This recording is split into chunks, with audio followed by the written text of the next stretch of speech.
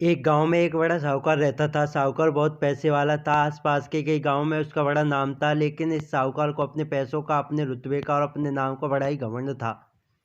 वह अपने नाम को बनाए रखने के लिए बहुत ज़्यादा सोचता था और बिना किसी के भावनाओं की कद्र किए वो सब करता था जो उसे लगता था कि करना चाहिए। साहूकार को कई सालों बाद एक संतान प्राप्त हुई थी। साहूकार ने अपने इस खुशी को मनाने के लिए अपने घर पर एक बहुत बड़ा कार्यक्रम रखा, जिसमें उसने आसपास के गांव के सभी श्रीमंत लोगों को और सिर्फ ऐसे रिश्तेदारों को जो पैसे वाले थे बुलाया था। पास के ही गांव में साहूकार की खुद की सगी बहन भी रहती थी, क्योंकि इन दिनों उसकी आर्थिक स्थिति कुछ अच्छी नहीं थी।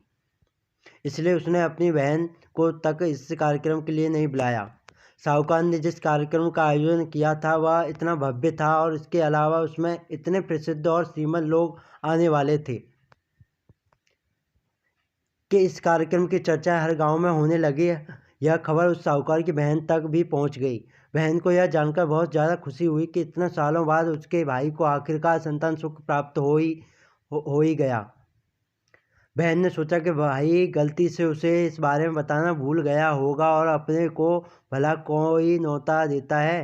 भोली बहन ने अपने भाई के यहाँ पर उस कार्यक्रम में जाने की तैयारी शुरू कर दी। जिस दिन वह कार्यक्रम था उस दिन बहन सुबह सुबह ही अपने भाई के घर जाने के लिए निकल पड़ी।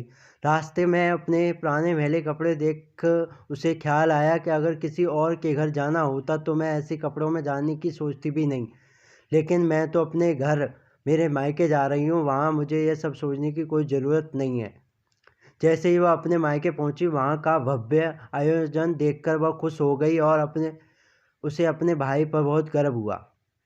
वहाँ पर वह जल्दी से जल्दी अपने भाई को मिलकर उसकी खुशी में शामिल होना चाहती थी। वह तुरंत सीढ़ियाँ चढ़कर घर के अंदर प्रवेश कर गई। उसने देखा कि उसका भाई मेहमान के तौर पर आए सभी धनाढ्य और नामी लोगों का स्वागत करने में व्यस्त है। बहन जैसे ही अपने भाई की तरफ उससे मिलने के लिए बढ़ी, उसके भाई की नज़र उस पर पड़ गई और अपनी बहन को ऐसे मैले पुराने कपड़े देखकर भाई ने उससे मिलना तो दूर बल्कि तुरंत बहाना बनाकर वहाँ से निकल गया। बहन ने सोचा इतने लोगों में बेचारा अकेला भाई क्या क्या करे, जरूर कुछ काम याद आया होगा, इसलिए वहाँ से चला गया होगा। बहन बाद में अपनी भाभी से मिलने गई। भाभी ने उसका स्वागत किया, उससे खाना खाने के लिए आग्रह किया। बहन ने सोचा ठीक है, पहले खाना खा लेती हूँ, फिर बाद में आराम से भाई से मिलूंगी। बहन खाना खाने के लिए पंगत पर बैठी। साहूकार भाई ने देखा कि अपने सभी धनवान मेहमानों के बीच उसकी गरीब बहन बैठी हुई है। सभी कीमती पोशाक पहने लोगों के बीच उसकी बहन जो पुराने मैले कपड़े पहनकर बैठी थी, यह साहूकार से देखा नहीं गया। उसने अपनी बहन को अपने पास बुलवाया, भला बुरा सुनाया और वहाँ से जाने के लिए बोला। बहन ने अपने अपने सपने में भी नहीं सोचा था कि उसके साथ कभी ऐसा व्यवहार भी हो सकता है, और वह भी उसे खुद में मायके में अपना अपमान होने के बाद बहन तुरंत अपने घर ससुराल जाने के लिए चल पड़ी।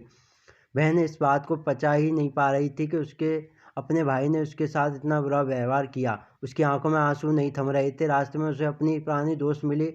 उस दोस्त ने उसे रोने का कारण पूछा। हालांकि वह बहन कुछ भी नहीं बताना चाहती थी, लेकिन दोस्त के बार बार पूछने पर उसके साथ हुई सारी घटना उसे बता दी। उसकी दोस्त एक समझदार महिला थी और काफ़ी प्रैक्टिकल सोचने वाली थी। उसने कहा अगर तुम मेरी बात मानो तो एक दिन तुम्हारा भाई खुद तुम्हें अपने यहाँ बुलाएगा और तुमसे माफ़ी मांगेगा। बहन ने उसे कहा कि मैं तुम्हारी हर बात मानूंगी, बताओ मुझे क्या करना होगा। दोस्त ने कहा कि तुम इस अपमान को इस दुख को एक दिशा दे दो, कोई गृह उद्योग शुरू कर दो, उसमें इतनी मेहनत करो कि उस काम में तुम्हें अच्छा कोई भी ना हो। बहन को अपने दोस्त की बात सही लगी। उसने अपने घर पहुंचकर आंसू पहुंचकर उसी दिन से एक गृह उद्योग शुरू किया। उसने दिन रात मेहनत की, अपने साथ कई गांव की महिलाओं को जोड़ा और देखते देखते उसका गृह उद्योग चल पड़ा। कुछ ही सालों में आसपास के 50 गांव में उसका नाम और रुतबा काफ़ी बढ़ गया और वह अब पैसों के मामले में अपने भाई से भी ज़्यादा बड़ी बन गई। भाई को भी जब यह पता चला कि उसकी बहन इतनी हिम्मत हो गई है तो उसने सोचा कि एक बार उससे मिलकर आया जाए। वह जब अपने बहन को उसके घर पर मिलने पहुंचा तो बहन ने उसके किसी राजा महाराजे की तरह स्वागत किया, उसके पसंद खाना खिलाया। बहन बहन का ऐसा व्यवहार देखकर भाई को अपनी पिछली गलती का एहसास हुआ, इसलिए उसने अपनी बहन को अपने घर पर होने वाली पूजा के लिए आमंत्रित किया। कुछ ही दिनों बाद बहन अपने भाई के यहाँ उस पूजा के लिए पहुँच गई। जैसे ही बहन अपने भाई के घर पहुँची, उसका भाई उसके स्वागत के लिए दरवाजे में ही खड़ा था। बहन अपने महंगी गाड़ी में आई थी। उसने बहुत कीमती साड़ी, उससे भी ज़्यादा कीमती गहने दागने पहन रखे थे।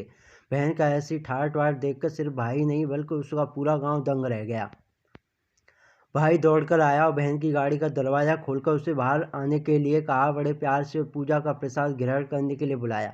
बहन को इस बार 12 पकवान परोसे गए थे। चांदी की थाली में उसे खाना दिया गया, वह साथ में एक सोने की चम्मच भी रखी गई थी।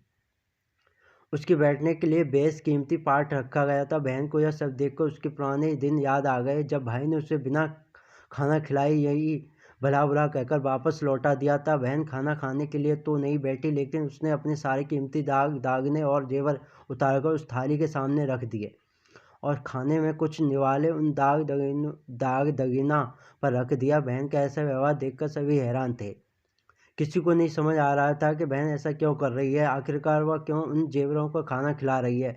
जब सभी से पूछा गया कि वह क्यों कर रही है, तब बहन ने सबके सामने बताया कि आज जो उसका इतना मान सम्मान हो रहा है वह दरअसल उसका नहीं, उसके इतनी कीमती दाग दगीनों और कपड़ों का हो रहा है, क्योंकि मैं तो सभी को पुरानी साहूकार की बहन ही हूँ। अगर कुछ बदला है तो मेरी परिस्थिति, मेरे कपड़े और गहने हैं। भाई ने अपनी गलती का एहसास होने पर इस बार अपनी बहन के पैर पकड़कर माफ़ी मांगी।